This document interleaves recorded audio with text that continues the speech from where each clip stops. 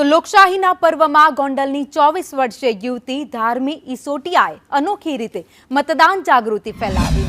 Nail art દ્વારા તેમણે પોતાના નખ પર ભાજપ, કોંગ્રેસ, આમ આદમી પાર્ટી સહિત વિવિધ પક્ષના ચિહ્નો સાથે પહેલા મતદાન પછી ઘરકામ જેવા સંદેશા કંટારીને મતદારોને પ્રેરિત કર્યા હતા. વ્યવસાય, ફાર્માસિસ્ટ અને સિવિલ હોસ્પિટલમાં ફરજ બજાવતી ધાર્મી પોતાના ફ્રી ટાઈમમાં આ કલાત્મક પ્રયાસ કરી ખાસ કરીને યુવતીઓ અને મહિલાઓને મતદાન કરવા માટે અપીલ કરી છે.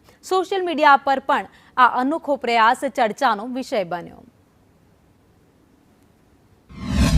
મેં મહિલાઓની જાગૃતિ માટે સ્લોગન બનાવ્યા છે, જેમાં મતદાન એ આપણી માત્ર અધિકાર જ નહીં પરંતુ આપણી ફરજ છે એવું મેં લખેલું છે. મારો મત મારી તાકાત એવું લખેલું છે. તેમજ ખાસ કરીને મહિલાઓ માટે ઘરકામ પછી પહેલા મતદાન અને લોકશાહીનું માન વધારીએ. મેં અલગ અલગ ભાજપના, કોંગ્રેસના, આમ આદમીના જેવા ચિહ્ન બનાવેલા છે. જો આપ જોઈ શકો છો, વોટ ફોર, ભાજપનું ચિહ્ન, કોંગ્રેસનું ચિહ્ન, આમ આદમી તેમજ નોટા, આ અલગ અલગ બધા ચિહ્ન કરી અને લોકોને જાગૃત કરવા માટે કે તમે મત આપો.